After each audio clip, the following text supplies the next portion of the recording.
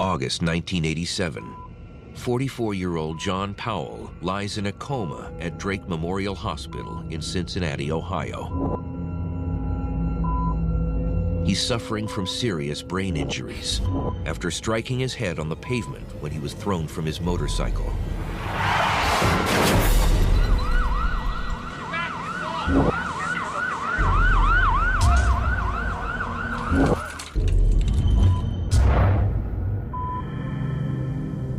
He's been in a coma for the past 8 months, rarely drifting into consciousness. But he's recently shown signs of improvement, and doctors are optimistic that he will keep getting better. And by March of 1987, John Powell's physicians were encouraged by the fact that he was recognizing people and was communicating. It looked as though he was on his way to a full recovery.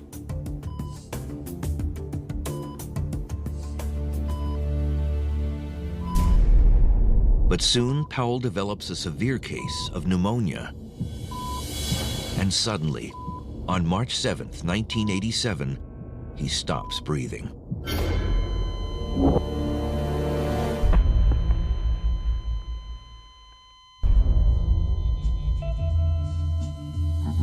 Everybody presumed he had died from his injuries or from pneumonia he had picked up in the hospital.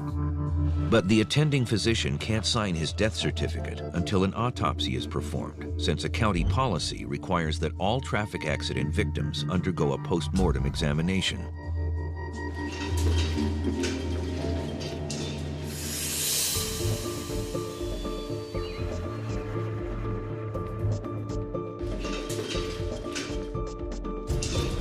The next day, Dr. Lee Lehman, a young pathologist in the Cincinnati Medical Examiner's office, is assigned to the case.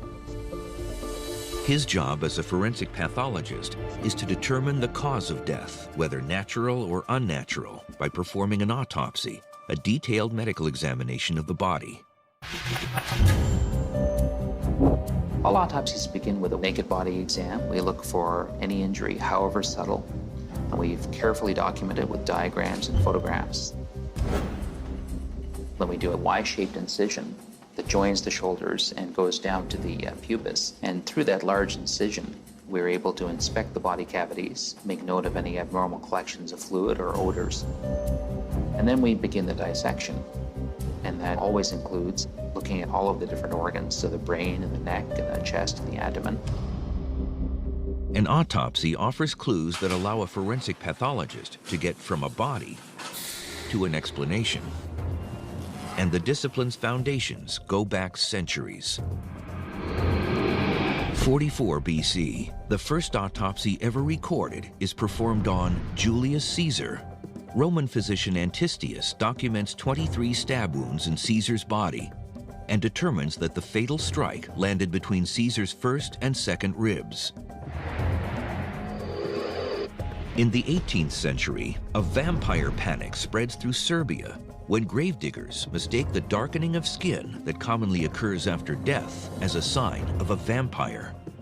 Panicked residents dig up dozens of bodies, driving stakes through the corpses' hearts and cutting off their heads.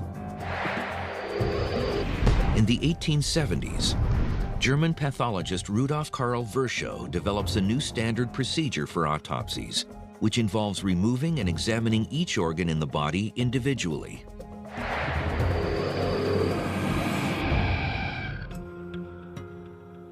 And in 1987, Dr. Lehman uses some of these same techniques developed over time to perform an autopsy on an accident victim who supposedly died of pneumonia. At first, the procedure is routine, but when he opens the stomach,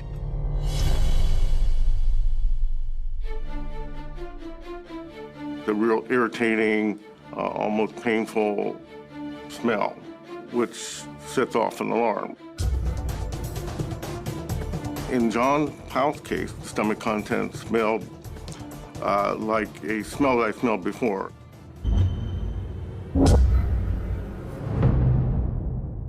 Like cyanide. Cyanide is a poisonous chemical that in high doses causes seizures, difficulty breathing, cardiac arrest, and death within a matter of minutes. Smelling cyanide is similar to smelling household bleach. If you put your nose to the bottle and then just take a big whiff, it's almost painful and it's unpleasant. It's unmistakable. You can't miss it if you can smell cyanide. But surprisingly, not everyone can. 20% of people aren't able to detect this powerful odor at all. And obviously, your forensic pathology can't smell cyanide. Your chance of detecting cyanide in autopsy is very limited. If a pathologist who couldn't smell cyanide had performed this autopsy, the death of John Powell would have been ruled an accident. Instead, this routine autopsy has exposed a secret murder and joined a long history of scientific sleuthing. One that began with an even more mysterious death. December 18th, 1914, London, England. John Lloyd and his new bride, Margaret Lofty, are spending their first night as a married couple in a lodging house. But when Margaret falls ill and complains of a headache, she decides to slip into a warm bath to ease her pain.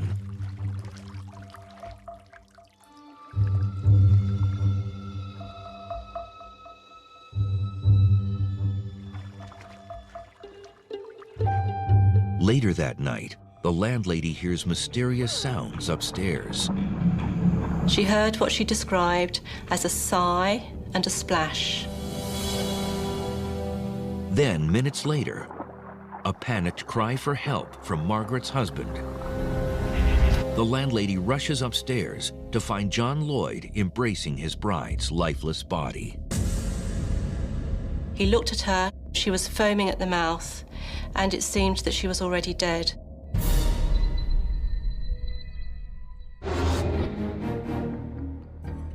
The local medical examiner performs an autopsy on Margaret Lofty and finds that her lungs are full of frothy foam and her stomach is filled with water. But there are no signs of violence. Add to that the fact that Margaret reported feeling ill before her bath, and the medical examiner draws the likely conclusion: death by accidental drowning.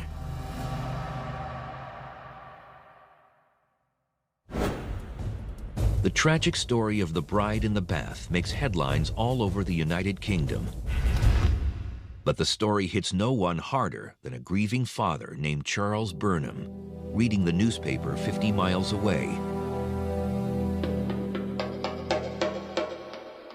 One year before, his daughter Alice died on her honeymoon with her new husband, a man named George Smith.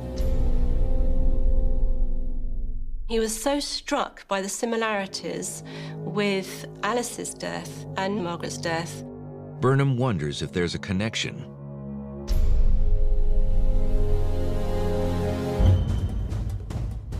And when he sends a newspaper clipping about his daughter Alice's death, along with Margaret Lofty's story, Scotland Yard detective Arthur Neal decides to investigate further.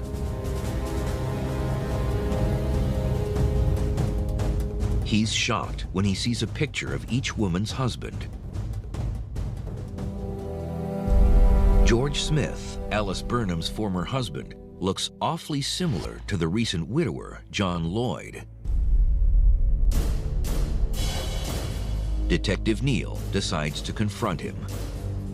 Arthur Neal approached John Lloyd and asked him, "Are you John Lloyd?" "Yes," he said, "I am." Arthur Neal then said to him, "Are you also known as George Smith, who was married to a woman called Alice Burnham?" And he admitted that he was one and the same person. He admitted that his two wives had both died in the same way in a bath, and he put that down to a phenomenal coincidence. He admitted that on his marriage certificate with Margaret, he'd put the wrong name, an offence, And he said that he wanted to make a fresh start in life, and that's why he needed a new name. But Neil finds the explanation highly doubtful. He thinks the two women were murdered, but he has no way to prove it.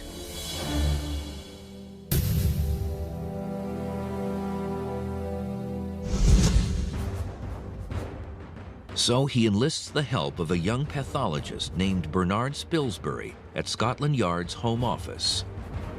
He was the first person who had the title of Home Office pathologist. His job was to tell a story. Tell the story of how this person died, using the evidence that he found on the body. But finding evidence on decomposing corpses will be a challenge. Margaret has been buried for 6 weeks, and Alice for over a year. Potentially, there would be quite a significant degree of postmortem change. Which means that even if the women did meet with foul play, any potential evidence might be lost forever. Scotland Yard detectives want forensic pathologist Bernard Spilsbury to find evidence of murder in a pair of suspicious honeymoon deaths. But there's a problem. One woman's been dead for 6 weeks, the other for over a year. Both of these young women drowned, supposedly by accident, while taking a bath. And both, it turns out, were married to the same man, George Smith. So on a cold and clear February night, Dr. Spilsbury and Detective Arthur Neal set out to the cemetery to exhume the body of Margaret Lofty, who's been buried for just 6 weeks. Their grim hope is that the contents of her plain pine coffin aren't too decomposed to reveal clues. When someone dies, their body goes through many stages of decomposition. The fresh stage begins immediately after the heart stops beating. The skin turns purple, and the muscles begin to stiffen in a process called rigor mortis. In the bloat stage, gases build up in the body, causing the abdomen to expand. As the pressure increases, bodily fluids and gases push out of any orifice. In the active decay stage, maggots feed on the flesh and the largest amount of biomass is lost. Finally, in the advanced stage, the body will continue to break down until only dry remains are left. While the stages of decomposition are the same for all humans, the speed depends on many factors like temperature, environment, and cause of death. Warm weather will cause the body to break down more quickly. Cold weather will slow it down a great deal. Although Margaret Lofty was buried in the winter, Spilsbury has no idea what kind of shape her body will be in now. Thankfully, when he opens her casket, he's encouraged by what he sees. Margaret's body was in good condition. She was wearing a white flannelette nightdress, which was in perfect condition. Spilsbury begins the autopsy with an exterior exam. He sees nothing on the surface to indicate she met with foul play.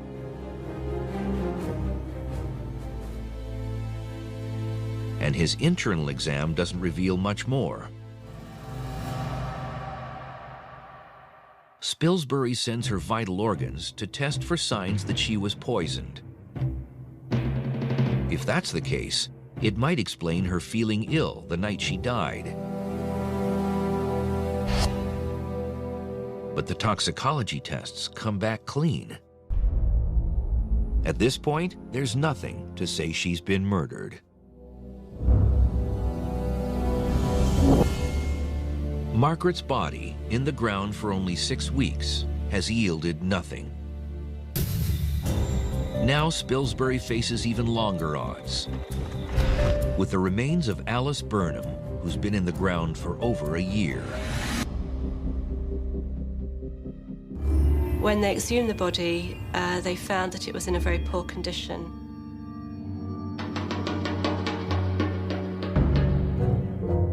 Her coffin had become waterlogged, which didn't help matters.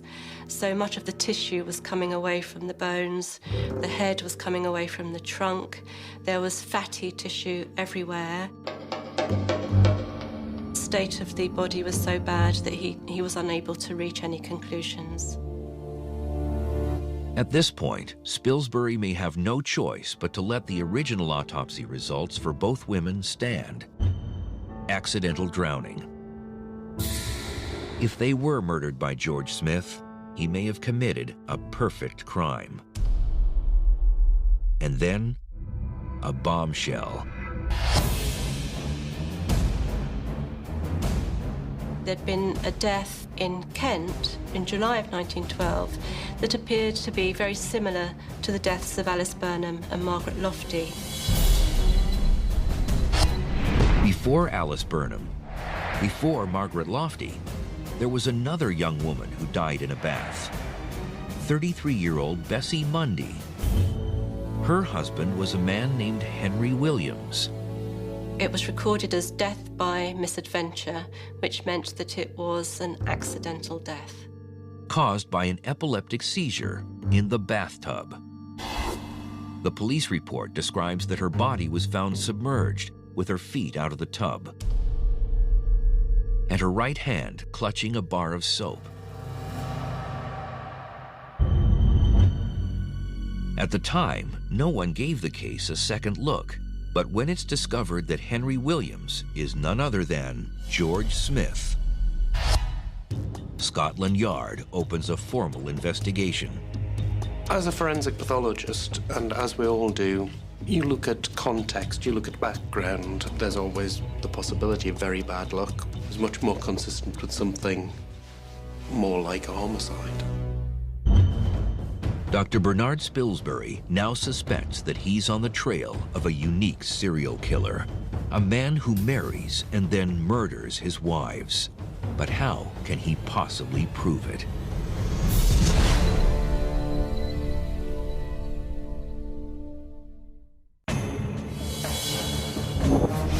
(1987), Cincinnati, Ohio.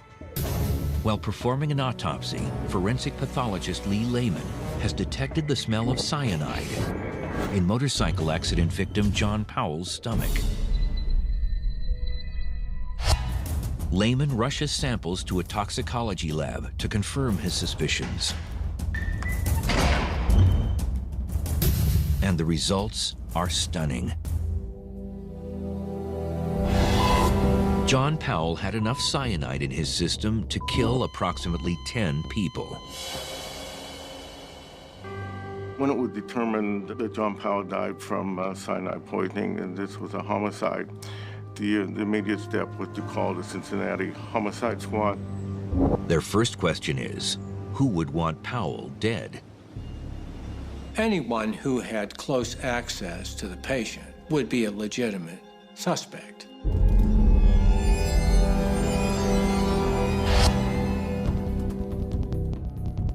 They decided the best thing to do was to get the family in and perform lie detector tests to see if they were aware of how he died.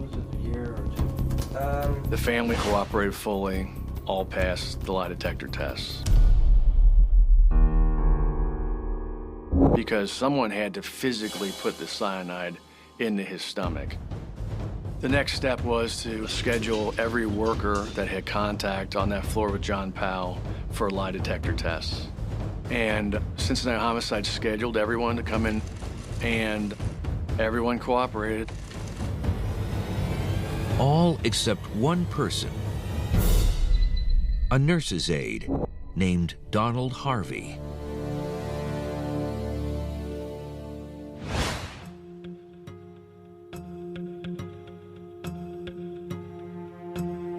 Donald Harvey was a 35-year-old man who had been working in hospitals since he was 18 years old. He was a small, articulate, soft-spoken, friendly little guy who got along well with patients and members of the patients' families. When someone died, he'd be the first, to console them. Well, he was considered an excellent employee who had a lot of experience caring for seriously ill people. But his refusal to cooperate with investigators places him right at the top of the suspect list.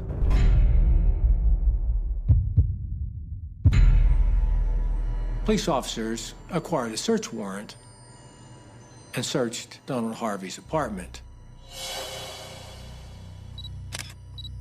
And what they find shocks them. He was in possession of jars of cyanide, jars of arsenic, books on how to poison people.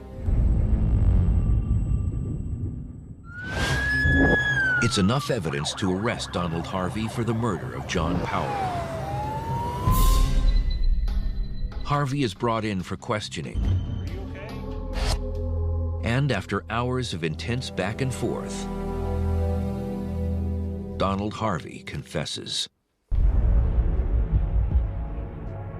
He specifically confessed to mixing some cyanide with water and injecting with a syringe that mixture into John Powell's gastric tube.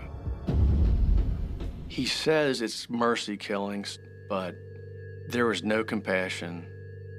There was never any remorse, nothing. Donald Harvey is charged with the murder of John Powell. But the chilling story is far from over. Harvey's lawyer comes in and says, my client killed a lot of people at Drake Hospital, and we are willing to tell you exactly who he killed and how he did it, except you can't seek the death penalty. Harvey's crimes reach much further than anyone imagined, and police are eager to get a full accounting of his actions. Do you have an issue with the camp? He launches his bizarre confession with talk of dabbling in the occult, then says that his attacks went beyond the hospital walls to one of his ex-boyfriends. He was slowly being poisoned with arsenic, and he would make him sick enough. He said it was to keep him from running around. Harvey even claims that poison wasn't his only weapon. He says he didn't like a hairdresser who worked with his boyfriend, and he took a serum that contained the AIDS virus and put it on her salad. And then he tells police he's responsible for countless murders in various hospitals across the country. He claims to be fuzzy about names and dates, but he's chillingly specific about how he killed some of his victims. Donald Harvey said his initial murders involved suffocation. But pretty quickly, he said he saw how easy it was to use the cyanide. It became almost exclusively that. Harvey's confessions become so outlandish and so numerous that the detectives don't know what's true and what's not. When he gave his statement, no one believed him. I mean, no one believed he did this. It was such a spectacular act of multiple homicide. It fell so far out of the range of what we normally see that you tend to want to just say he's lying. Investigators need help separating fact from fiction. So they turn back to forensic pathologist Lee Lehman, whose task will be to confirm or disprove Harvey's confessions. Over his 8 years at Drake Memorial Hospital, Harvey tended to thousands of patients. And he's confessed to killing at least 24 of them. You're going to have to go through a lot of medical records and find something unusual, a pattern, patients that this person has access to that died more frequently or in a manner unexpected, and work backwards from there. And even if he is able to narrow the patient list down, will he be able to find any evidence that they were murdered? When Donald Harvey says, "I turned off the oxygen," it is undetectable at the autopsy. It's medically impossible.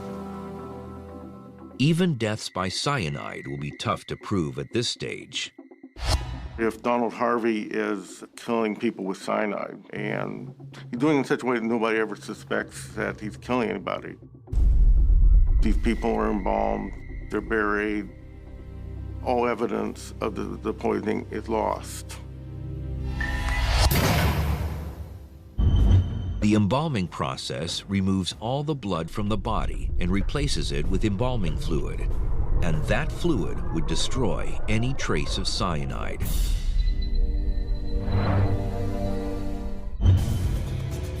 The only solid lead Lehman does have is the discovery of the arsenic and cyanide in Harvey's apartment. His plan will be to work backward from the poison and its side effects to see if he can narrow the pool of potential victims down. But even that will be a monumental challenge.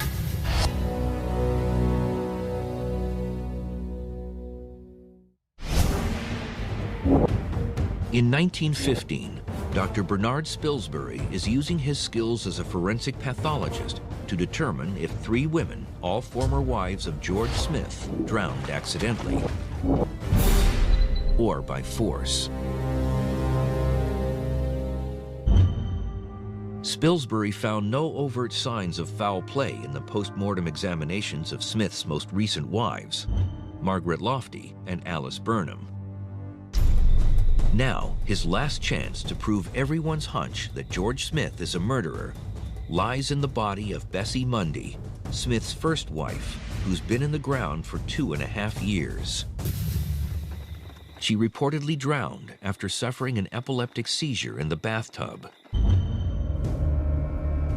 But when Spilsbury conducts his external examination of her remains, something catches his eye. Spilsbury did find a little piece of skin from the thigh that he called goose skin.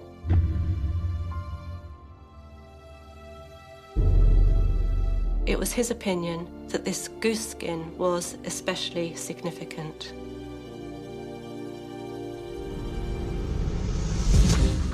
Goose skin is a roughening of the flesh as a result of instant rigor mortis. According to Bernard Spilsbury, the goose skin was something that might happen to skin if there was a very sudden or violent death.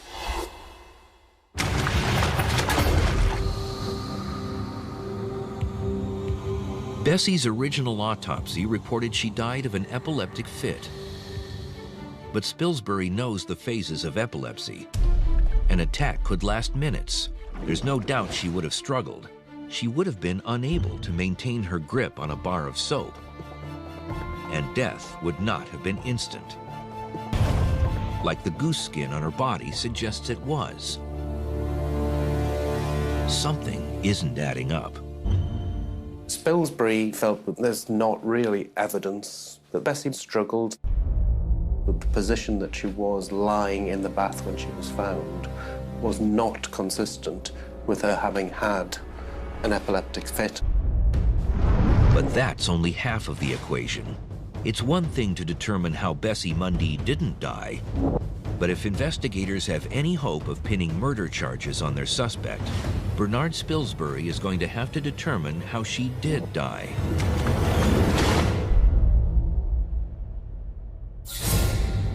And soon he comes up with an unconventional idea. He orders the bathtubs of the victims to be sent to Scotland Yard. Then he hires a group of female swimmers to play the roles of the deceased wives. Spilsbury wants to see what happens when they are attacked.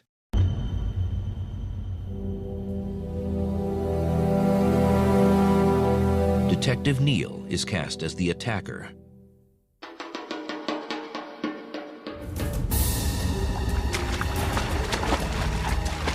When they pushed her under the water, she was able to struggle, and her arms thrashed about.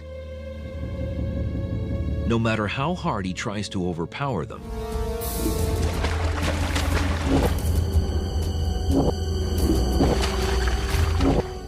They all mount a vigorous defense, completely inconsistent with a sudden death.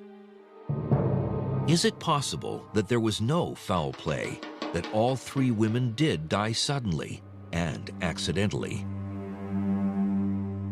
Then Neil tries something different. Without warning, he yanks a swimmer's legs up in one violent motion. She's submerged and blacks out immediately. Neil may have finally found a technique that simulates accidental drowning. But has he caused his own deadly accident? As scientists, it's a good idea to test a theory. It's maybe not such a good idea to test that theory on another human being and do something to them which was potentially fatal. I'm sure it would make very good evidence in court, but you really don't want it to work. Spilsbury's outrageous experiment might be the breakthrough he's been looking for, or it could be a fatal error.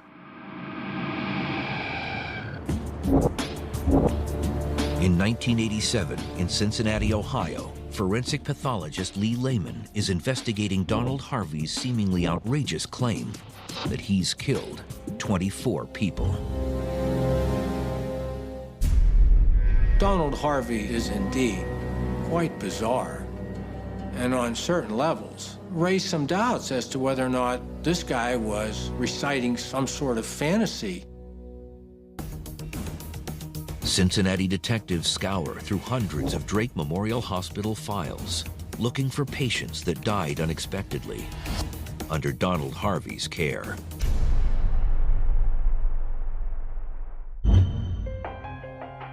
They can't substantiate all of Harvey's claims, but they do narrow the list to 10 possible victims. All died of illnesses that could be a cover for poisons like arsenic, a substance found in large quantities at Harvey's apartment. Arsenic can cause symptoms that look like many other problems. Arsenic poisoning is interesting in that it is a great imitator. You're going to be diagnosed with an appendicitis, you may be diagnosed with heart disease, but you're not going to be diagnosed with arsenic poisoning. External signs of arsenic poisoning are subtle white lines on the fingernails called Meese lines. They're caused by the interruption in nail growth, as arsenic shuts down a person's bodily functions. No one would think to look for them if foul play wasn't suspected. But Lehman finds them in some of the exhumed bodies. For the others, a simple toxicology test will find the poison. Organs, including livers and stomachs, are sent to an FBI lab, and they test positive for arsenic. But there are two cases that remain somewhat of a mystery. Both died from what was thought to be pneumonia, just like John Powell. But unlike John Powell or the other patients, Dr. Lehman finds no sign of arsenic or cyanide poisoning, which is undetectable after embalming. Perhaps they aren't victims of Donald Harvey.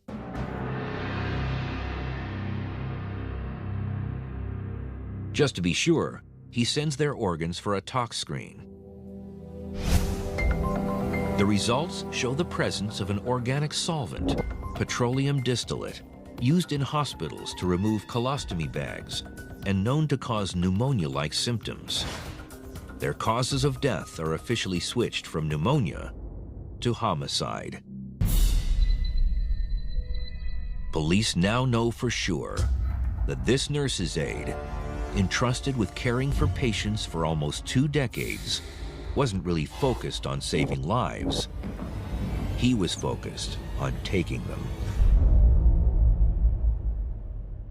Police can now definitively link Harvey to 11 murders, and his unbelievable confession is turning out to be the shocking truth. Some people have compulsions, you know, to not step on cracks in the sidewalk. This guy has a compulsion to kill people.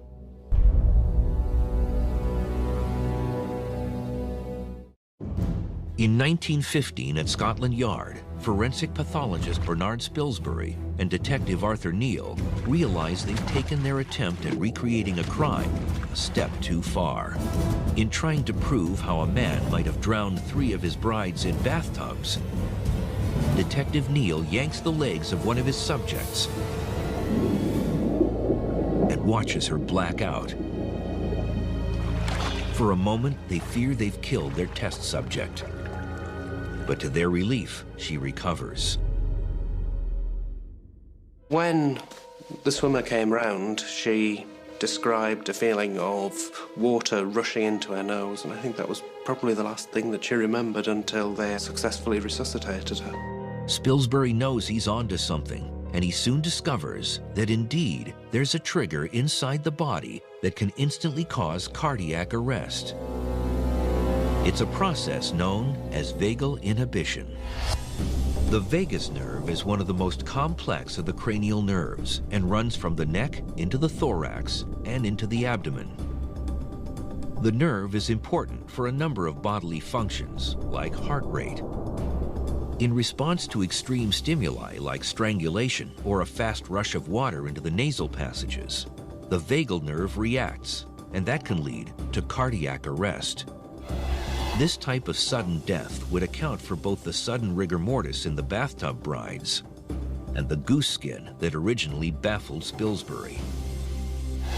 Having performed this experiment, I think Spilsbury and the police were clearly convinced that this mechanism he's proposed would adequately account for all of the findings.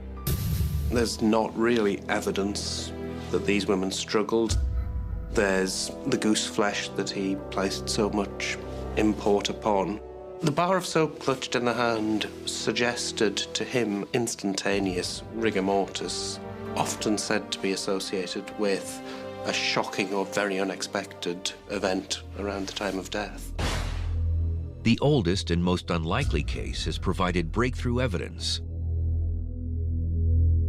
Spilsbury is confident that all 3 brides in the bath did not drown accidentally. He believes they were murdered.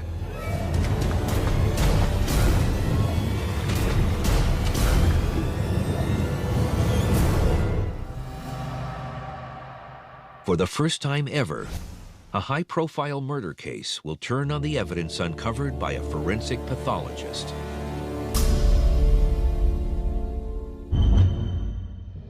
On June 22, 1915, George Smith goes on trial for Bessie Mundy's murder.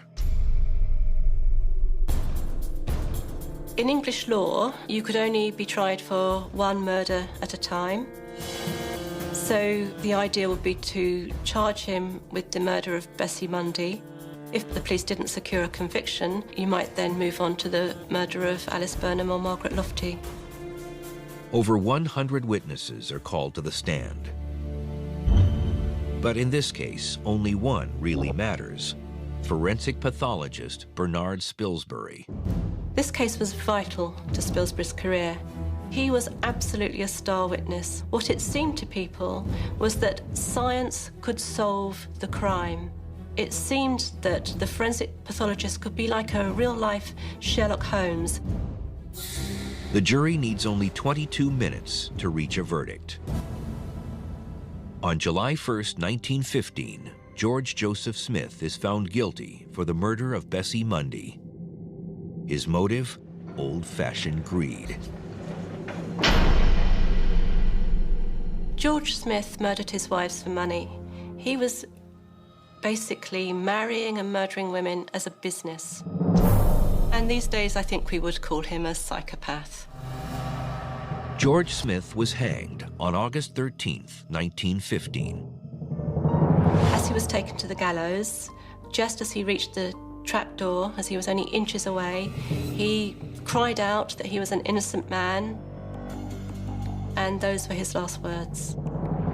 Without Spilsbury's testimony and forensic findings, George Smith might have gotten away with it. Spilsbury becomes famous. Bernard Spilsbury's impact on forensic pathology as a discipline can't really be understated. He made it. Spilsbury's methods soon gain notoriety around the world, and forensic pathology begins to earn a respected place in the world of law enforcement. In 1918, for the first time in the United States, New York replaces its elected coroner's office with Charles Norris, a medically trained forensic pathologist whose job is to investigate suspicious or unusual deaths.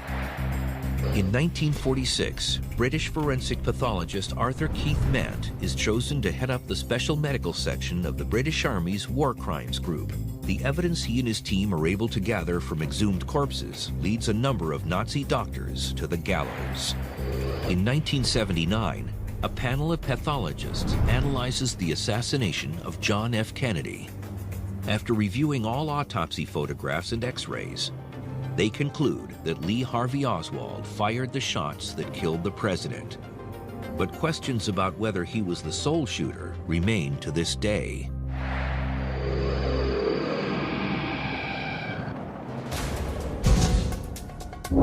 And by 1987 in Cincinnati, Ohio, the work of investigators and forensic pathologist Lee Lehman has determined that Donald Harvey, a nurse's aide, is responsible for at least 11 murders. But that could be a small fraction of Harvey's crimes. He said he couldn't remember all of them and estimated that, in fact, over a 17-year period, he had murdered 87 people. Subsequent to that, people who have really looked into the case deeply believe that Donald Harvey killed, in and out of hospitals, as many as 130 people, which makes him the most prolific serial killer in American history.